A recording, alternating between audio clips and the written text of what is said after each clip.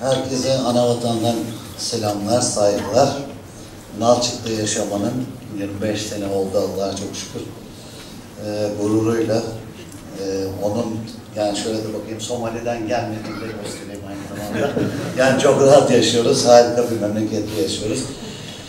Öncelikle genç arkadaşlar konuştukları için çok memnun oldum da bundan 35-40 sene önce aynı şeyi geçtik biz.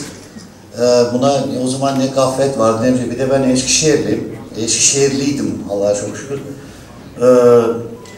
Hiçbir zaman büyüklerden, dernek yönetiminden falan hiçbir şey beklemedik biz. Yani istiyorduk. Bizi yetiştirenler çok güzel yetiştirdi. Ondan sonra dernek tabii bizim için çok ciddi bir karakterimizin oluşmasında, dünyada ayaklarımız üstünde nasıl durmamız gerektiğinde çok ciddi faydaları oldu. Kafkasya'da bir sürü insanlar bağırıp çağırıyordu o zamanlar, dönülecek şu bu, biz hiçbir şey demedik. İnanıyorduk buna sadece. O zamanlar ki şu andaki gibi gelir seviyesi de çok fazla harika bir durumda değildi. Çok az, biznesmenimiz çok azdı. Birçok çalışan, ya anne ya baba çalışan ailelerin çocuklarıydık. O zaman çok daha içtenlikle, çok daha böyle yaklaşımcı, yapıcı şeyler oldu. Ben karşınızda bunun bir örneği olarak bunu söylemek istiyorum. Ve Abhazya Savaşı başladığında 14 Ağustos 1992, ben 20 Ağustos 92'de Abhazya'daydım arkadaşlar. Yani bu birileri bir şey yapmak istiyorlarsa, kimsenin bunun dernek yönetimiyle, Gaflet'le bilmem ne falan kesinlikle direkt olarak alakası yoktur. İstemlerinizi sadece bilinçli bir şekilde, hele bugün artık bütün teknoloji var elimizde, yani internetler, iletişim, biz Nalçık'tayız. Ben kendi adıma bütün herkese telefonu verebilirim. Gücümüzün yettiği kadar fiziksel olarak, ekonomik olarak ne yapmanız gerekiyorsa hepsini direkt olarak ben üstüme almaya da şu anda hazırım, karşınızda da buna söz veriyorum. Şimdi ben özellikle söz almamın tek şeyi, 25 senedir dışarıda, yani Türkiye'nin dışında, anavatanımda yaşarken çok 125. yıldı, ben çok iyi hatırlıyorum. O zaman 7.500-8.000'e yakın imza toplanmıştı. Vatana dönmek için hazır bir kadro vardı. Yani bu biznesmen de yoktu bunun içinde, milyoner de yoktu. Böyle ciddi 20 ile 30 yaş arası insanlar vardı. Maalesef bugün bütün Kuzey Kafkasya'da, Adige, Nalçık ve Çerkes'te 1000 kişiye ulaşamadı hala bu şey. Hala bir takım şeylerle kendimizi oyalıyoruz. Bunun sebepleri, yani kim kabahatlidir, bunun suçu nedir, ortam mıdır, ekonomik şarttan bir şey diyemeyeceğim ama şu 25 senede gördüğüm şey buydu. Hiç olmazsa artık bundan sonra hiç olmazsa benliğimiz kaybolmasın, dünyanın neresinde olursa olsun. Bir tek ricam, şu internet rezilliğini bırakıp, burada bugün yani bütün delegeler, Gaflet'i oluşturan özellikle Türkiye'nin dernekleri burada olduğu için rica ediyorum bunu. Çok ciddi yapılacak bir şeyler varsa insanları bir araya toplayıp, ki bunu başta olmak üzere herhalde Gaflet çok üstünde durması gerekiyor ve diğer dernekler kendilerine görev alıp bu tür insanların ağızlarını kapatıp, yani bir şekilde kapatılması gerekiyor. Bilmiyorum, biz kendimizi zor tutuyoruz artık anavatanımızda.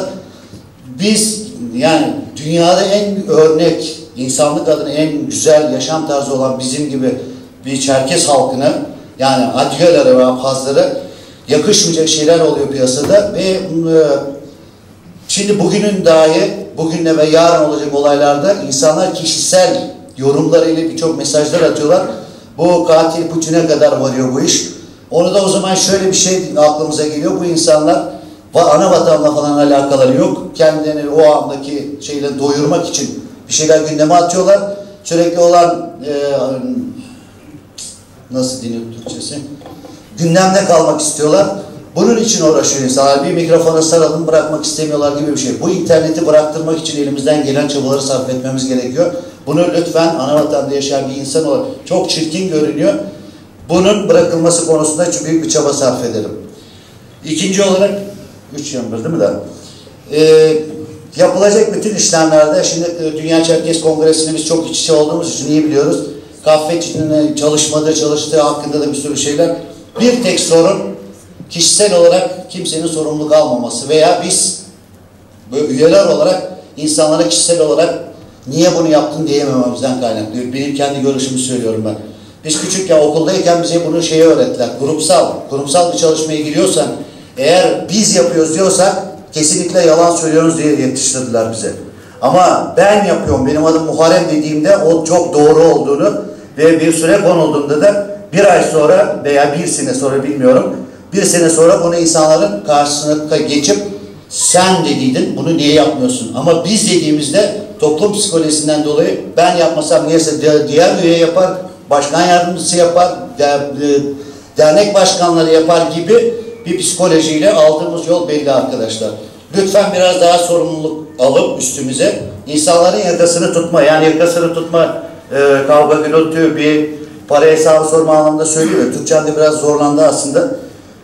Birileri bir sorumluluğu aldığında önce birilerinin net olarak isim olarak sorumluluğu kendi ismi altına alıp ondan sonra bizim de halk olarak, taban olarak da bu insanlara bu şeyi aldığı görevi sorabilmemiz gerekiyor. Bunu yapmadığımız sürece de ben bu işin başarılacağına inanmıyorum. Çünkü şu son zamanlarda çok fazla trafik de arttı.